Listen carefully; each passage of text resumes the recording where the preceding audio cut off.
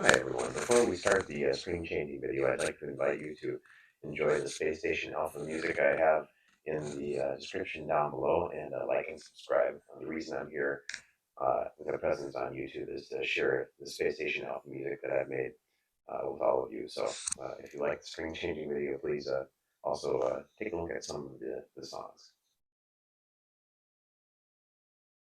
Stop. You're putting your classical guitar strings on wrong. Chances are, anyway. Over the last 20 plus years I've been teaching, when one of my students brings one of these to me and the strings need to be changed, there's some horrible disaster happening down here that makes it really hard to get the strings off, for starters. So one of the things that I'm going to help you with today is putting on the strings in such a way that when you take them off, they come off easily. So we've got two positions for getting the strings on and off. This is the position for tightening and loosening the strings down here. And in the lap is for putting the string on at the bridge and at the headstock. So in between the knees for this, and in the lap for tightening the strings at the bridge, attaching the strings at the bridge and at the headstock. Now, normally right now what I would do is loosen all of these and take them all off together, and just loosening them, they would pop right off. But because whoever put these strings on, put them on thinking that it was like a steel string, they put them around the roller and then stuck it through the hole. And of course it's slippery. It's not a wire. It doesn't hold its shape. That's the problem. So then they had to stick it through the hole and tie a knot and do all this stuff just to try and get it to stay, which makes it also take longer to tighten up and tune, but it makes it much longer to get it off. And buried in here is the point that you should be changing your classical guitar strings often, more often than these two guitars behind me. So when the strings die on a classical guitar, they die soon and they die hard. So the bass strings, at any rate, you need to be changing much more often. Otherwise, you'll be punching cardboard. How do you tell? That's the sound they make, by the way.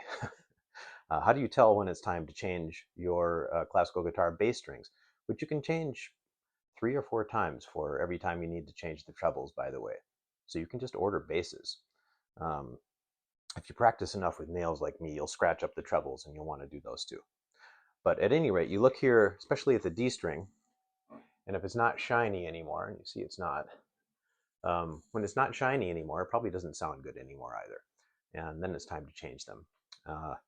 So normally right now I would just take all these off and they'd fall right off, but I'm going to have to dig them out with pliers and cut them and so on, because they've been tied in knots up here, which you don't need to do.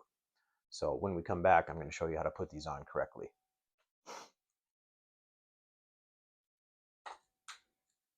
Okay, listen up, you Guitar Center employees.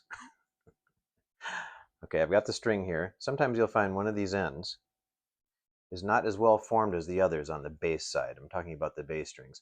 And I don't think you can see it on the camera here, but this is more loosely wound for some reason. It doesn't look quite finished. You want that on the headstock end. You don't want it tied up down here, because when it starts to pull, that is not fully formed and it gets stretched and does some weird things sometimes. So the unformed, less clean looking part, put on the headstock end. Now this is an interesting little trick. You can just put your fingers on the inside, press outward as you roll it, and the string pops open. Okay, yeah, there's the less well-formed end. I'm going to put that down here on the headstock end. Okay, so this video is for bridges that have one hole per string. There's a new convention. It started with handmade classicals a while back to put 2 holes per string, and it's actually faster.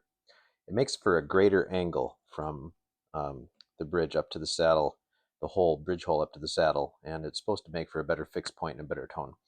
But most still have 1 hole. This guitar has 1 hole. So step number 1, put it through the hole.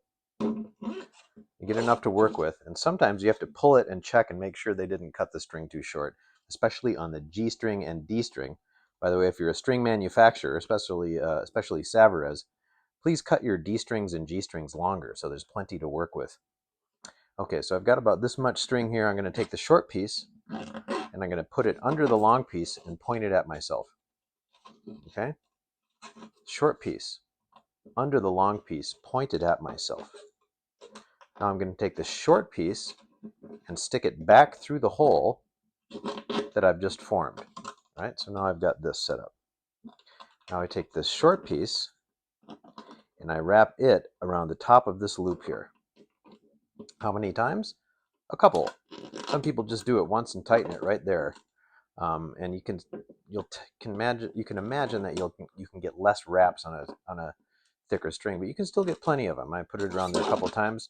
I hold it here, and I pull it tight, and there we go. It's cinched. You want to make sure that knot is behind the bridge.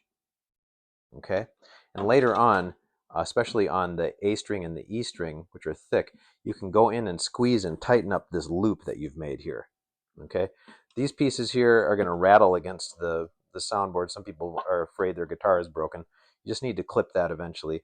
I recommend not clipping the trebles, especially on this side, and I'll talk about that, why I do that in a moment here. So I'm pushing that loop in a little bit here. Anyway, that's fixed there. All right, and now I'm going to move over to the headstock side here. So let me just adjust the camera here. I might do a cut here. Let's see.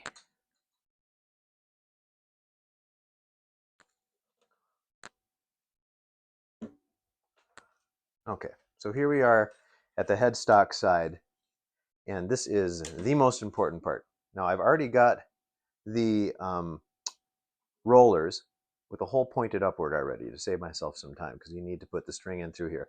So this is it. Guitar Center employees, and maybe you folks at the Guitar Factory too, if you're putting these strings on weird ways. Step number 1, the most important step, put it through the hole first. That will solve almost all your problems. So it goes through the hole first. Sometimes I kind of pull it tight to have it hold its shape a little bit, but that doesn't really matter. Now I take the string short part that's going through underneath, I pull it up from below, and I wrap this around here a couple times.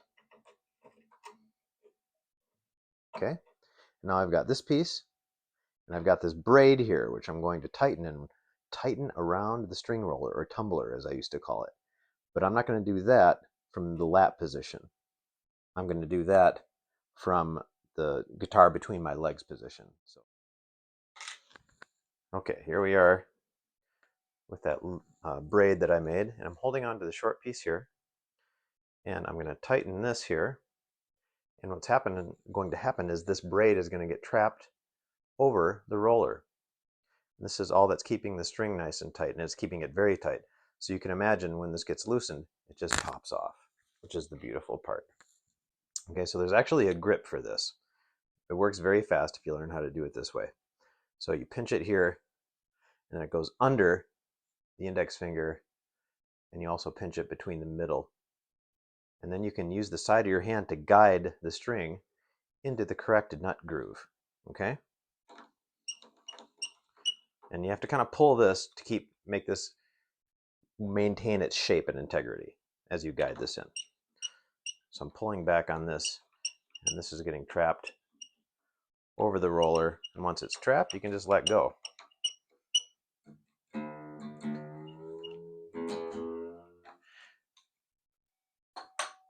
Okay, I'll do my little epilogue now. So that way of putting on the strings is faster than any other way, and faster to get them off as well, which is one of the best ways about it. They go on fast, they come off fast. My land speed record for changing classical guitar strings is taking off a set and putting on a set in 5 minutes and 30 seconds. Of course, instead of a string winder, I was using this guy at that time, but it's not that much faster to use that, but it helps quite a bit. So I sincerely hope that you start putting your classical guitar strings on that way. They'll be much easier to take off, which means you can change them more often. And as you probably know, if you're an experienced classical player, putting new bass strings on is like having a brand new guitar. It sounds, it's a bigger upgrade than any other type of guitar, putting new strings, especially bass strings, on a classical guitar. So let me know in the comments if you have any questions. And at some point I'll be doing the video, a brief video, to show you how to do the 2-hole way, which makes it even quicker. In fact, that's when I broke my record, when I was doing a 2-hole bridge, 2 holes per string.